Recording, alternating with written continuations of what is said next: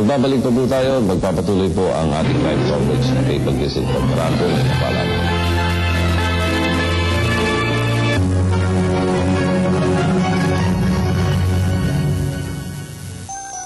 When I grow up, I'm going to enter so different. Huh? Change a rainbow in the sky. I form up a pink now.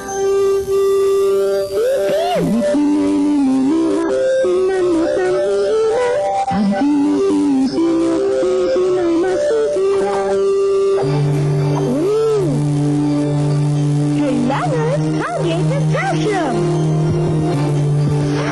Tanging Colgate ang may pinagsamang calcium at zinc fluorides. Nalunod sa ngipin kaya ito'y puno ng lakas. With Colgate Superior Decay Protection, ngipin ay mas malakas, ngipin ay mas masaya. Bye-bye, Decay.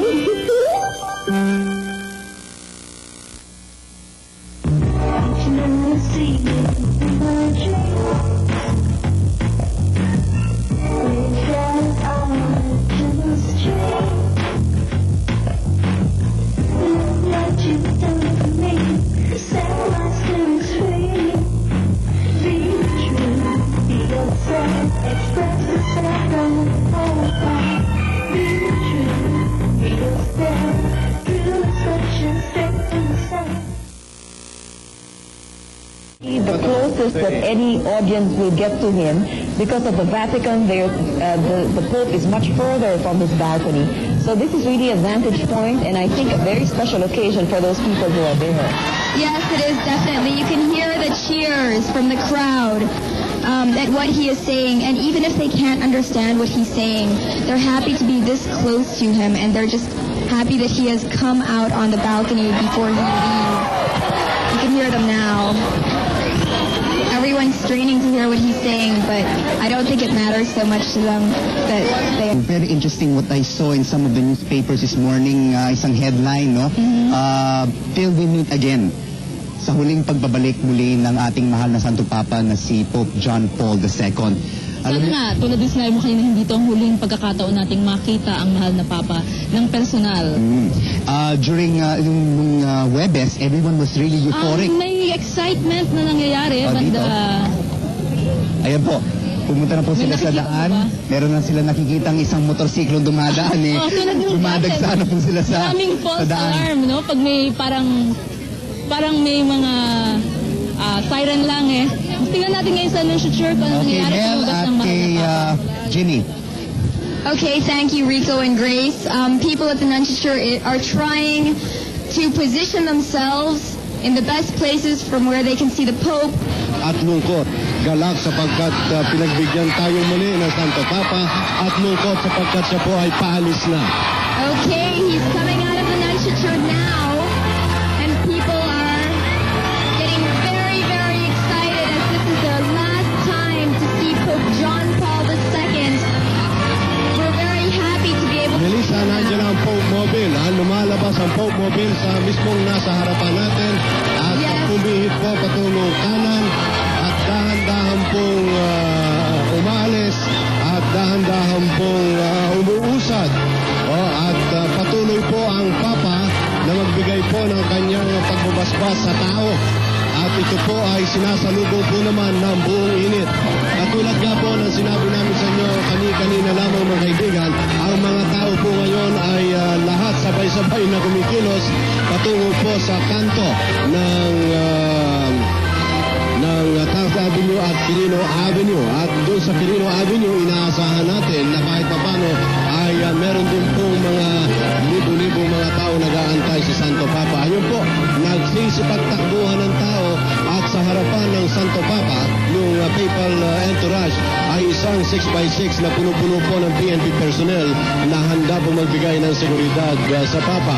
Dahan-dahan pong umuusad, ano? Papalapit na po ngayon sa kanto ng Taft at Quirino Avenue ang Pope Mobile. Ito po ay dahan-dahan na pag-usad sa kadahilan ng biglang-bigla pong lumusob ang mga tao at patuloy pong nagpapakita ng kanilang pagmamahal sa Santo Papa. Yes, Melissa? Yes, well, the crowd is getting rather rowdy out here. Everyone's pushing and shoving, trying to get their last glimpse of Pope Paul II, we are very, very sad to see him go, as people have been here day in and day out since his arrival. And as you can tell, the Pope is going very slow in the Pope-mobile. I believe that is upon his insistence, because he knows that this is the last time they're going to get to see him for quite some time.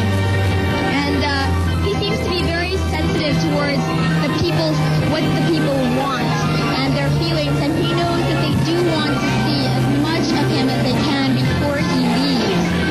So people here are trying to run after the Pope as he is on his way to Mia. That's right, Melissa. No?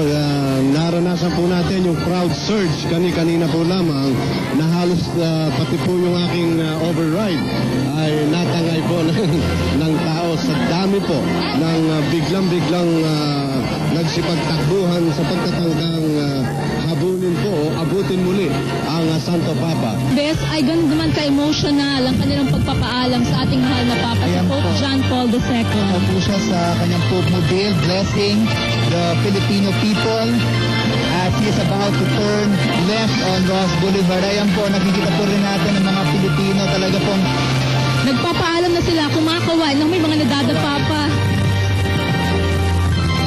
mabilis yata ang takbo niya rito sa Quirino Avenue. Tignan natin kung nakikita na nila Margot Georgette. Nasa Ross Boulevard na ngayon ng Pope-mobile. At yung mga tao nakangiti. Matapos silang magpaalam sa mahal na Papa, lahat sila nakangiti. Tuwang-tuwa sila na kahit huling panahon, huling pagkakataon ay makita nila ang mahal na Papa. At mukhang nandito na po ang Pope-mobile, palapit ng palapit dito sa atin at kumakaway na po ang mga tao. Kung mapapansin nyo ho, hindi ho sila nag-cheer at medyo malungkot na dito at medyo nag-iiyakan na po ang mga tao. And instead of John Paul II, we love you, medyo ang nararamdaman yata John Paul II, we will miss you.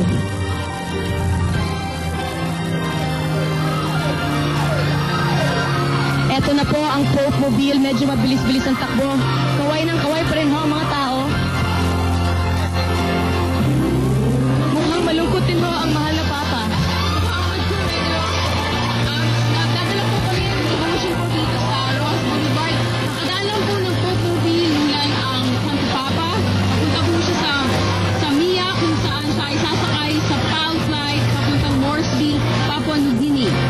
Tumatawid na ho ang mga tao dito. Mukhang gusto pa nilang humabol ho dun sa Menayong Pilipino at hahabol po ho ata sa May Airport. Doon na po tayo sa Chateau kina Veronica at Tony. Okay, mula dito sa Chateau de Bay sa Ross Boulevard, natatanaw natin ang convoy ng ating mahal na Papa. At dito ay maaaring papasok ito sa may base operation. Nalulusot na ito patuloy doon sa tarmac. Ang dami nga ng tao na rin na nagtatrabaho, particular dito sa loob ng Villamor Air Base ay naglabasan at tumatalo pa ito dito sa karsada.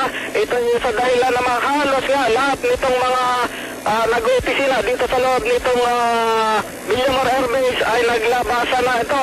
At ayun, nakikita na natin yung unahan nito, pumapasok na ito dito sa may area na kung saan karamihan dito sa mga aeroplano o ito sa may hangar nitong Villamor Air Base ay papasok na ito, papasok na. Ang tao naman ay hindi rin magkamayaw dito sa loob mismo nitong Villamor Air Base at halos lahat ng nakatira dito, mga trabahador ay naglabasan ito dito sa malaking kalye na ito. Ito yung upang makita nga yung Papa na paalis na rin patungo dito sa Port Morris Bay. Yung ating kasamahan si Susan Enriquez at saka itong si... Okay, wait. Standby ka. At tingnan natin si Susan Enriquez sa Old Mia. Susan, coming Susan? Yes, okay. Maraming salamat, Bobby. Dito sa ating lalagyan, natatanaw na natin itong mga escorts, itong motorcycle escorts nitong si Pope John Paul II. Medyo malayo pa tayo pero tanaw na natin kung gaano kabilis itong mga motorcycle escorts nitong si Pope John Paul II na diyan dumaan sa may bahagi ng kalayaan nitong Villamor Air Base. At sa ngayon, ito, tanaw na tanaw ko na, no? Hindi ko lang ma-picture talaga kung, kung gaano karami itong... Nakatuntong ka, ha? Oh, nakatuntong ako sa isang medyo mataas na platform dahil medyo maliit ako, hindi ko matatanaw yan. Mukhang dyan sa Old Mia, mukhang in place na itong mga tao, no? Ito si Pangulong Ramos, ito, katabi niya, itong si Defense Secretary Renato de Villa. Bagya lang silang lumayo doon sa hagdan na itatatar doon sa Pope Mobile, pero handang-handa sila dito. Medyo nagkakaroon lang ng wagyang pag-uusap. Ito si... Papatukulit, malayo pa sa iyo, papatukulit kay Rado Anakay. Rado, back to you, Rado! Okay, pati yung buong tourist nga, itong si Pope John Paul II ay pumasok na ito dito sa may Kalayaan Hall na kung saan ay dito maaaring itatransport naman ito patungo nga doon sa kanyang area dito sa aeroplanong naghihintay sa kanya. Ito isang Airbus 300 na kung saan ay meron itong special flight na Philippine 2000. At ayan, nakikita na rin natin na dito nga sa paliparan mismo ay Okay, malapit na dyan sa Mia mismo at nagkakawayan ng itong mga tao. Balik ko kay Susan Enriquez. Rado, back to you, Susan. Yes, bagamat medyo malayo yung malayo pa sa atin. Pero natatanaw ko na itong Pope Mobile.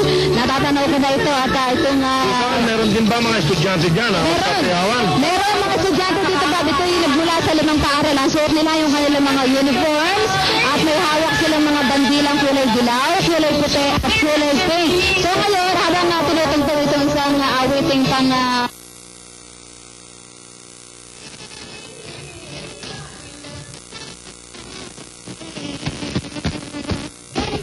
There is the convoy of the Pope.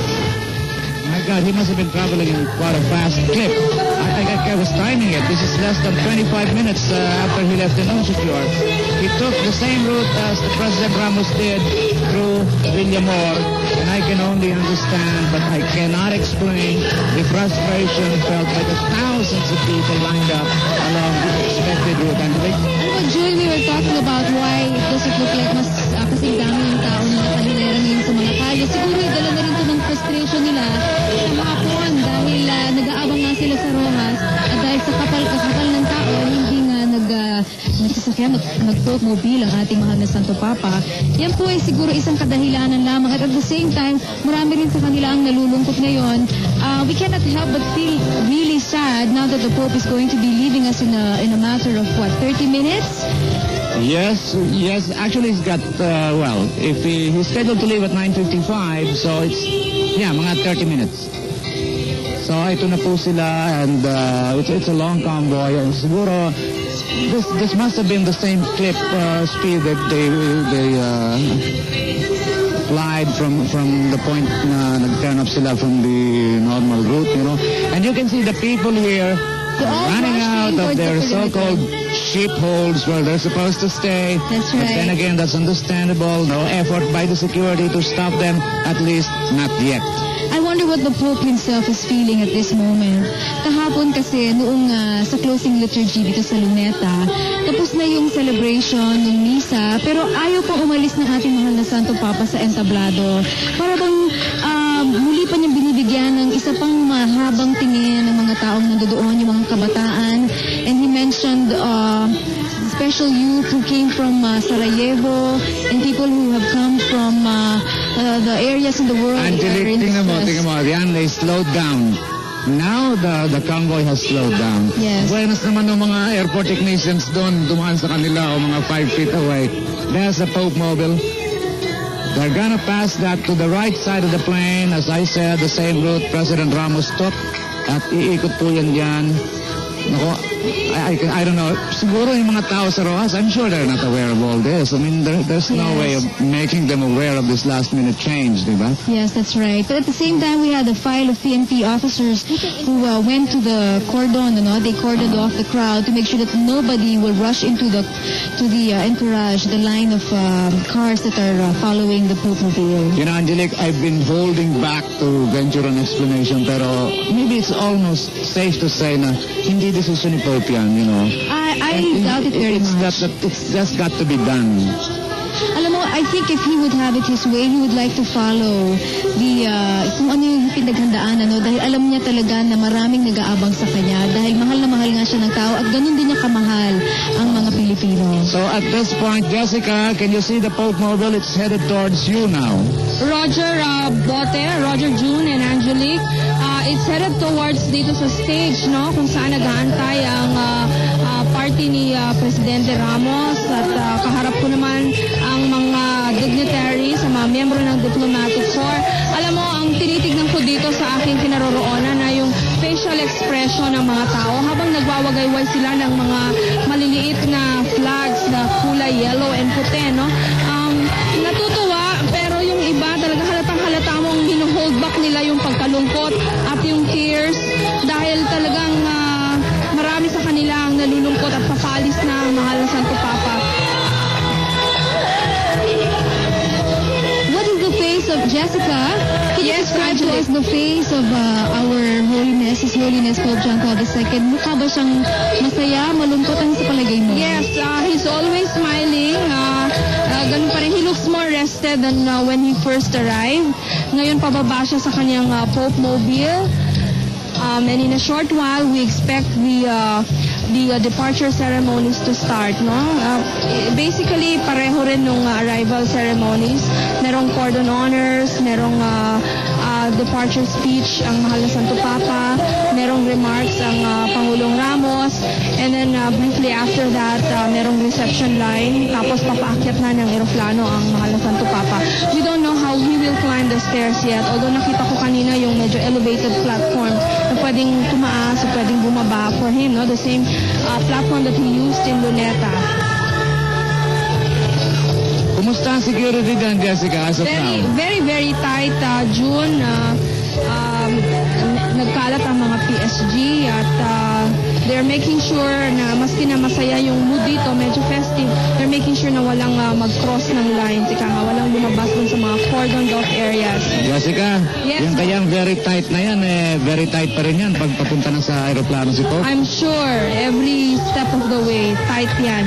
Merong mga special passes na naka-assign para lang doon sa mga pwede dito sa tarmac. No? No, what I'm driving at is that siguro ganun din ang arrangements in day one until, he went astray and what happened. Yes, that's right. We don't know what to expect dahil alam mo naman si Mahal na Santo Papa, he does what he wants to do, no? Giving security men nightmares. Katulad ng ginawa niya nung kanyang pagdating, na bigla na lang siyang pumunta doon sa area ng mga dancers. So he's now at the stage, kasama niya doon si Pangulong Ramos. I can understand, Jessica, you must be competing very hard with the loudspeakers there. That's right. Headphones ko dito dahil ang hirap marinig yung nangyayari, ang annotation nyo. Ayun. Alam mo, from where we are, wala nang taong nakaupo. Lahat sila'y nakatayo na sa kanilang mga silya para makita ang kinaroroonan ng ating mga Santo Papa. Ano man tawag yan sa little flag niya? It's got the Vatican seal, Vatican right. colors, Yes, white and yellow. With the seal of the Pope. Once again, we're hearing calls for people to sit down. I don't know if they're going to follow that. They're sitting down. Okay, the president is about to speak. Angelique and June. Okay, just Your Holiness, Pope John Paul II, Your Eminences, the Cardinals,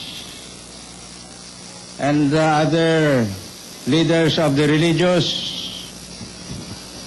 other special guests, fellow workers in government, mga mahal na kapatid at mga kababayan, ladies and gentlemen,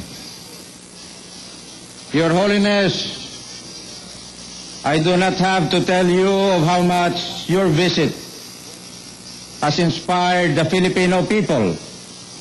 65 million of us